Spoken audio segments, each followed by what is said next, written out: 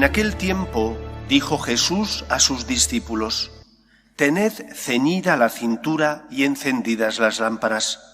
Vosotros estad como los que aguardan a que su Señor vuelva de la boda, para abrirle apenas venga y llame.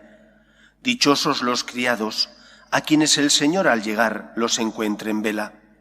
Os aseguro que se ceñirá, los hará sentar a la mesa y los irá sirviendo. Y si llega entrada la noche o de madrugada y los encuentra así, dichosos ellos». Palabra del Señor. Gloria a ti, Señor Jesús. El pecado de Satanás y de sus seguidores fue el pecado de la soberbia, de querer ser como Dios.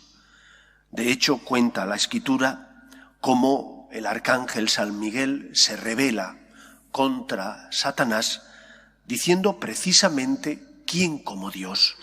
Si Satanás quería arrogarse los derechos de Dios, Miguel protege a Dios diciendo: solo Dios es el Señor. Debido a ese deseo y a esa rebelión de Satanás, él tienta a los hombres, a nuestros primeros padres, a Adán y Eva, con ese mismo deseo: comer del árbol del bien y del mal, para ser ellos los que decidieran qué es bueno y qué es malo. Lo que ocurre es que la realidad se impone. Y por más que tú quieras decir lo contrario a lo que es, es. Y no depende la bondad o maldad de los hechos de tu opinión, sino de lo que son. Si son buenos, te ayudan a ser libres; si son malos, te esclavizan. ¿Dónde está el principal problema? Está en que el mal nos esclaviza, pero el diablo intenta hacer que creamos que Dios es nuestro competidor, que el Señor, si ocupa el lugar primero que le corresponde en nuestra vida, va a hacernos menos libres y por lo tanto menos felices. Y no es verdad eso. Al contrario, cuando Dios, que es el Señor, ocupa el lugar que le corresponde en nuestras vidas, siempre somos más felices, siempre somos más libres, y solo entonces es cuando luchamos por evitar el mal y hacer el bien, por crear una sociedad más justa, utilizando los dones y talentos que el Señor nos ha dado. Dios no es tu competidor, al contrario, Dios es tu creador, en el colmo del amor, aquel que envía a su Hijo al mundo y permite que muera por ti para salvarte. Por lo tanto, Dios es el garante de tu verdadera libertad. Y cuando haces el bien y luchas por evitar el mal, eres mucho más libre y mucho más feliz que cuando das rienda suelta a tus instintos y haces lo que no es bueno, ni bello, ni perfecto. Por eso Satanás intenta convencernos, intenta que caigamos en el error de que Dios compite contra nosotros. Y Dios no compite contra nosotros. Dios es el verdadero garante de nuestra libertad, de nuestra felicidad, de nuestra salvación. Dostoyevski, este escritor ruso, decía: si Dios no existe, todo está permitido. Porque si no existe Dios, que es la suprema norma de moralidad, que es la que nos indica qué está bien y qué está mal, todo dependerá entonces del relativismo personal de cada uno, de la forma de ver las cosas personal de cada uno. Y claro, muchas veces nuestros egoísmos, nuestras pasiones, distorsionan la visión de la realidad y por lo tanto que tengamos un juicio equilibrado. Dios no es tu competidor. Dios es el garante de tu felicidad y de tu salvación.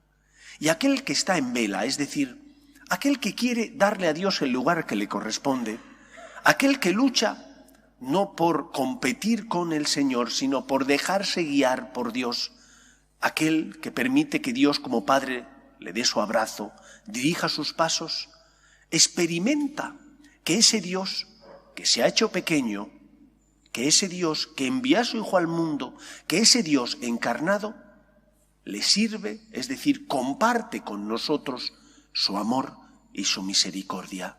de forma eminente mediante los sacramentos, que son signos sensibles de la gracia invisible.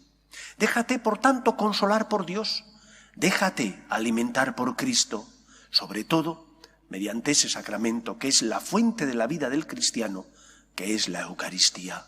El Señor no viene a quitarte nada, viene a darte, a restituir en ti la dignidad que el pecado de nuestros primeros padres nos quitó y a elevarnos nada más y nada menos que a la dignidad de hijos, compartiendo Dios con nosotros aquellos dones espirituales que sólo estaban reservados para Él. El don del amor de Dios, el don de la vida divina, el don de la vida eterna. Por eso nos recordaba la primera lectura que el pecado introdujo la muerte en el mundo y que gracias a la muerte y resurrección de Cristo, esa muerte ha perdido su aguijón y ese pecado ha sido derrotado. Cristo ha pagado la deuda contraída por nuestro pecado. Que en lugar de la soberbia, que es el pecado de Satanás y sus seguidores, el Señor encuentre en nosotros humildad y agradecimiento.